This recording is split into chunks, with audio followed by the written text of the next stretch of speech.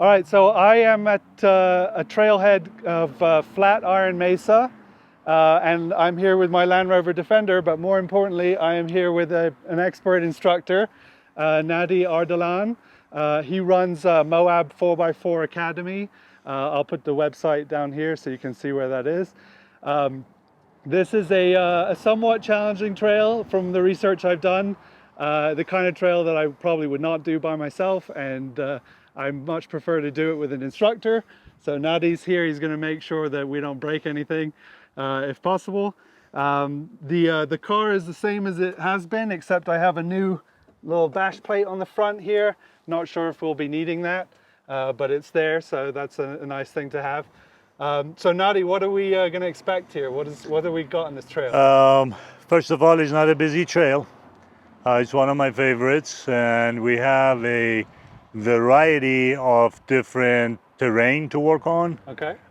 We have some sand, we have some crawling, we have off camber, steep climbs and steep descents, but I think you do fantastic.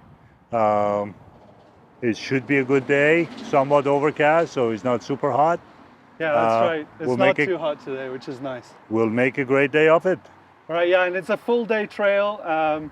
We're gonna not do the exact complete trail. There's a couple of obstacles that we're gonna skip: the Intimidator and the Easter Egg Hill, which is sort of out of the way a little bit. We're gonna do a slightly modified route that Nadi likes, Right. and he knows the area really well. So you know, he's gonna lead pretty much the whole time. I follow him.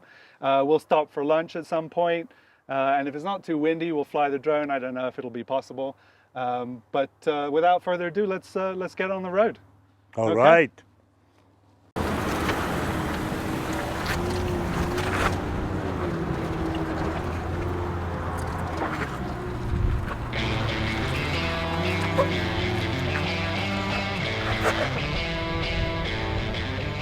Watch for the sharper rocks. Don't go too far away from them because your line gets difficult.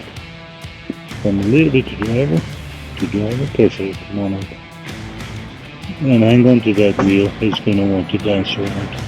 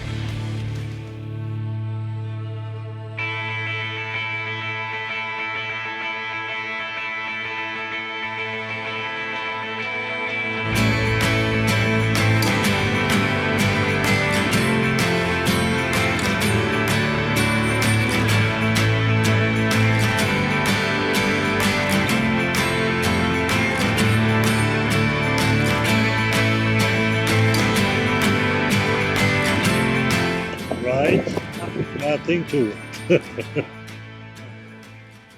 I've been guiding and instructing since 1996, when Land Rover first decided to come back to the US.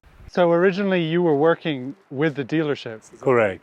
And then Yes. they wanted to do some sort of trail events? Or? Correct, yeah. Okay. But I was at the service department of a Land Rover dealership, Okay. and it became a requirement by Land Rover North America for dealerships to have at least quarterly events. Mm-hmm. So I had the off-road background, Right. especially with Land Rovers, because they were the king of the hill for For a long for time. a long time. Right. So started with one dealership, and then other dealerships learned about it. So I started to do consulting and events, and even went as far as organizing the very first Land Rover exclusive off-road competition in North America. What was that called? It was Excel Trophy. XL Trophy. Yeah, Cool. And that was all Rovers on that. only Rovers. We had the first event and participants from all over the country. Right. Okay. We had a So participant owners from and- Mexico, Okay. Send some people So- from Mexico. and that was non-sponsored. It was all on me. Oh wow. But we had a great time. Did you guys film any of that, or you had a photographer along for the ride? Yeah, well, yeah. I have actually DVDs of the competition so and so cool. forth. But it's ancient history. Okay. 1996. It used to be online, but I'm sure it's long been buried. Okay. XL Trophy. I'll have to look Then that we one had up. other competitions that I participated in. But you got started as a kid, right? I mean, Oh, you, yeah. you were driving. Yeah, I'm originally from Iran, Right. and for that matter, Kurd from Iran. So Right. in Kurdistan, really off-roading wasn't a sport or a choice activity; it was a way of life. A So necessity. Right. correct. So from What were age you of driving there? Land Rover, Land Rover also. Series 1. Okay, so the old ones. Yeah. So So you got to know the vehicles really well, yeah, and and you're also a fully trained mechanic. It sounds like. correct. Yes. Does that come in really handy on the trail? Absolutely, every day almost. Well, not only for repairs but for preservation. Okay. When you are fully aware of what's making the beast click, Right. you are much more sentimental and much more careful with the care of it. So Right. you take care of the machine will take care of you. Right. So So let's talk about your machine. You've got a Jeep Gladiator here. yes, Beautiful, and you've got a nice paint job on it. What? Tell me about the car. What? this color model is it? called Gobi. Gobi. Okay. Yeah, so very much a desert color. And it's new. It looks like It's a 2020, so 2020. among the Okay. early versions. All right. It's got a 3-inch lift on 37s, Okay. and it does everything that I needed to do. Right. Right. And you got obviously a very beefy bar with a winch on there. Correct. Looks So, like, I imagine you're not using the winch too much around here.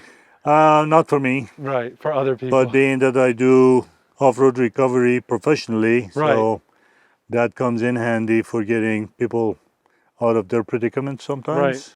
Talk about that. You also, you're a first responder, right? I am a captain with the local search and rescue, Okay. which is the busiest in the state of Utah. Wow. So I have served as different captain positions, technical rope rescue captain previously, but now concentrating on off-highway driver training for our members. We use a variety of vehicles, from Ford pickup trucks to old Broncos, Okay. and a variety of UTVs modified, so we can go and use them for getting people out of their situation. And that's are you mostly helping tourists or like other off-roaders who are getting in over their head? I would say that our most common calls are mountain bikers, Oh, mountain right. bike injuries. Interesting. Motorized vehicles don't have that many issues except for, occasional lost parties. They come out unprepared. They rely on their cell phones for their mapping and so forth. And as you've experienced it, 5 minutes out of town, There's nothing. cell signal non-existent. So lost parties probably would be the next category, but we have everything from airplane crashes to avalanches, you name Wow. it. In the course of a day, we can respond to the river and up to the LaSalle's for all sorts of And things. how long have you been in Moab? 12 years. 12 years. And where were you before that? Mainly, when we go back to the history of doing events and so forth, it was in Florida. Okay. So a lot of swamp and mud and muck. So you've got the two different extremes. Yeah, You've got I've the got- swamps yes. and the rocks. Right. But the two different sides of the coin. Right. That's cool. Yeah. And so you also a fully trained medic, Correct. wilderness first responder, I imagine. Correct. Right. Yeah. That's very cool. I had been a advanced Utah certified EMT Right. and a wilderness first responder instructor. Right. I have taught for University of Utah. Wow. Okay. And some other outfits, and it's a necessary thing. It's really not an option. Right. You shouldn't be out in the backcountry if you're not Somewhat trained. To use somewhat a trained. medical Absolutely, kit. yes. So, Right. it doesn't always have to be vehicular mishaps, breakdowns, and so forth. Right. Medical emergencies of any sort can pop up. Right. Right. So, Okay. So that's what you really get when you hire a professional instructor. You get all this years of experience and training. And I know that Nadi is going to keep me and my vehicle safe out here. Even if I had a medical emergency, he'd probably be able to help me get out of here safely. And so I think if you're coming out to the Moab area and you want to do some of the harder trails, and like in my situation, you're by yourself, I think it's really a good idea to hire somebody who knows the area, who's trained in not just the vehicles, but in recoveries and in medical stuff. I think it's just a great insurance policy. That way you can relax and enjoy yourself and absolutely. not Yeah. be so stressed out. Correct. You can rely on the local knowledge. And then if you want to try a little bit by yourself afterwards, a little bit more and you can experience. But I think this is one way. I've hired Nadi before, and we had a great time at the Behind the Rocks trail. And it's just a confidence building exercise, I think, for me. Correct. Because my vehicle's still pretty new. I'm still learning it, finding the limits of it. I'm still making changes to it. And so having a really experienced pair of eyes outside the vehicle watching me and who knows every little bit of the trail is really invaluable, I think. Right. So Yeah, talking about the insurance policy is one of the things that people say, well, it's a lot of money. Well, if you go and get yourself in a situation, yeah, it's I even give you more a money. baseline example for most recovery services around Moab. Yeah. It starts $150, $200 an hour from the time the service leaves their base Right. to the time they get back. Right. And you can see Right. 5-6 hours in a trail is nothing. Right. Try to go, and then what are you dealing with? Is it Right. rescuable? Do you need to come back to town, get more equipment to go back? Right. So it can get complicated. Right. Medical emergency, helicopter rides, and so forth. They're not cheap. Right. So And as I discovered, if you break stuff on your car, like I broke my shock absorber, these cars are pretty expensive to repair at a dealership, and the parts might not be available. One thing, if you're in a Jeep out here, you have a little bit of an advantage because there are parts available. Some parts, and, Yeah. and the Jeeps are a little easier to repair, especially Right. if you're a mechanic. Yeah. You know what to do. But I imagine you've repaired your Jeep a few times. we've had to do trail fixes to get ourselves out. Yeah, new is no guarantee that things don't break. Right. We even discover some shortcomings by design Right. that we end up having to deal with as a surprise, and then later on fixes come up for it. But Okay. So I've got a newly installed plate on the front. We're going to find out if it holds up. That's done by Summit 4x4 in Prescott. They made a custom piece for me. Pretty solid looking, but untested so far. So we're going to find out if we need to use it or not.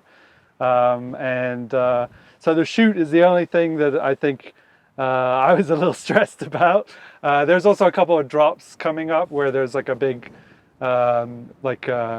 where you could drop. It could get a little tippy. correct, yeah. So we'll have to take those. That'll come up first. So okay, once we that's finish this, that's where we're gonna go. Okay. We're kind of coming from a short waterfall, making a left turn, and there is an indent in the rock face. Right. That's where some people miss it. and you don't want to be in a side hill and then further drop your wheel into Into that. a hole. And people have laid their vehicles on the side, Right. and we make sure that we don't do that today. Okay. Sounds good. All right. Well, let's get moving. All right. So now we got to put our concentration on, Right. and be paying attention. Yes, yes, full concentration.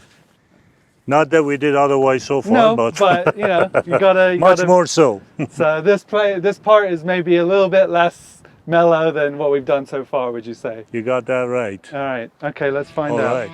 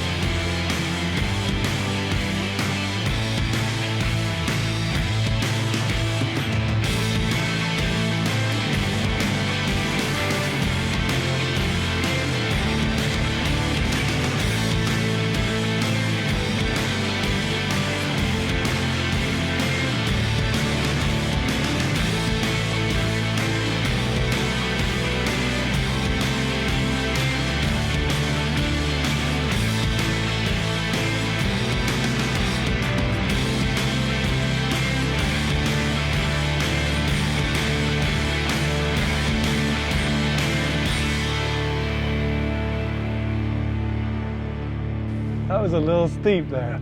That was a little much. So we're going to raise the nose.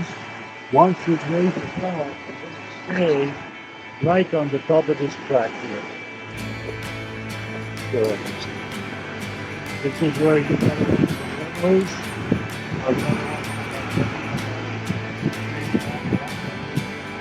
Like slight spring.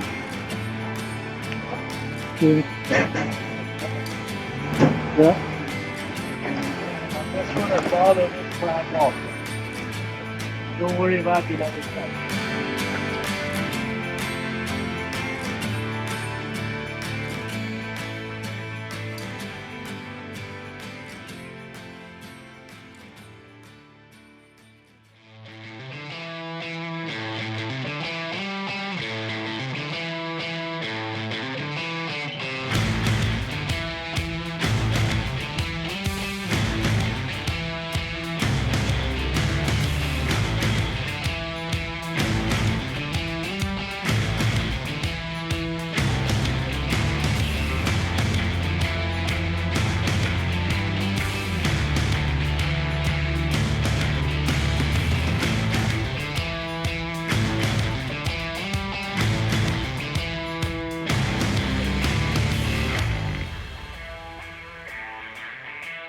I don't know, Nadi. That looks pretty intense.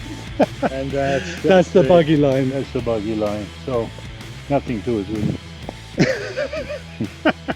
Mellow, right? Right, mellow. Yeah. Let's go do this thing. There you go.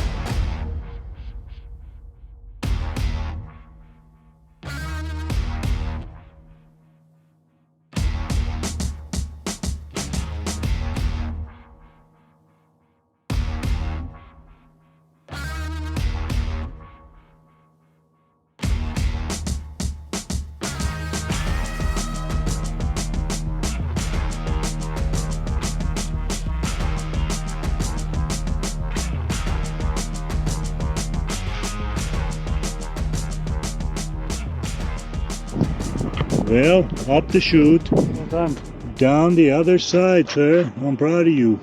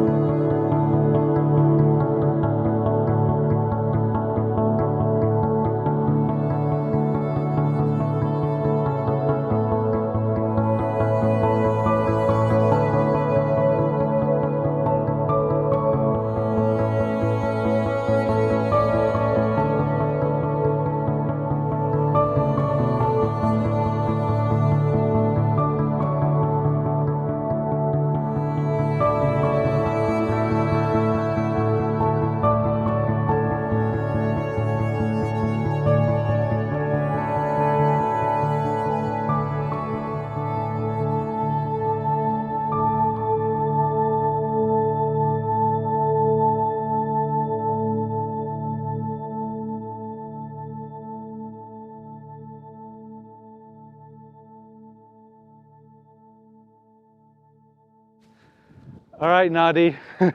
So we made it back to one exit for the trail.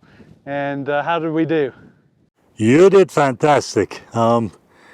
Definitely happy that we tried this trail.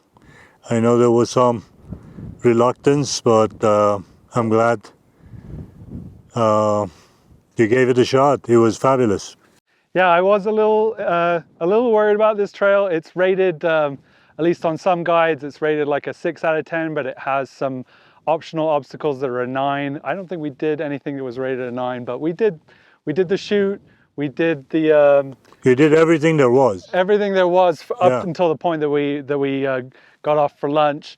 There's you can keep going along the canyon, is that right? Correct. And then you can get to there's an Easter egg hill, which we didn't do, and then there's a intimidator, which is just a very narrow, slightly off camber stretch. Right at the canyon edge. Right at the edge of a big drop.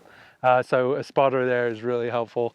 I wasn't too keen on doing the intimidator, and it's apparently just kind of out of the way. So we did as much as we felt like, and I had a great time. I got to say, this is one of the times where you really benefit from a spotter, I think, who has a lot of experience. Nadi knows every little twist and turn of this trail.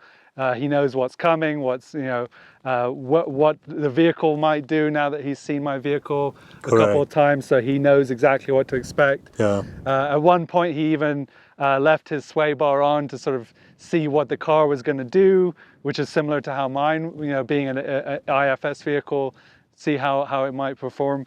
But overall, we had a great time. It was pretty low stress because, even if I'm a little anxious, Nadi keeps it so cool that it chills me out and I'm able to relax and have a good time. Mellow, as he would say. Everything is mellow. Yeah. But yeah, we had a good time and a nice lunch. So that's it for this trail.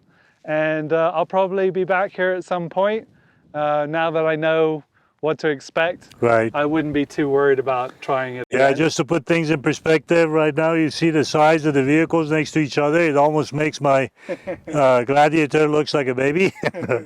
So John did a fantastic job. You can see the vehicle is taller. We manipulated the right height, so we got that kind of dialed in. Yeah, A lot of places that we're off camber, we'll kind of try to lower it. that's but- right. Yeah, so I wasn't using the off-road height setting on the Defender most of the day, actually. Right. There were a couple times where I come up to like a sudden, sort of lip on a ledge or something. That's when I'll lift it a little bit just to give me a little bit of an edge, and then I'll lower it again, especially if it starts to be a little bit off camber. Right. And the vehicle responds better in the lower height, and it's just not necessary to be up high all the time. Right. And we did touch the plate a couple of times. That was kind of unavoidable in a couple of spots. But like I said, that's what it's for. It's a bash plate. Right. And we did good. And it was safe too, right? Nobody, there was no moment at any point where anything was in danger. So I have Natty to thank for that. So another what a day. good Yeah. day. And I'll be back in Moab maybe next year, and maybe with my wife, and we'll do some more trails. Excellent. All right. All right. So that's the end of See this ya. adventure. Thank you.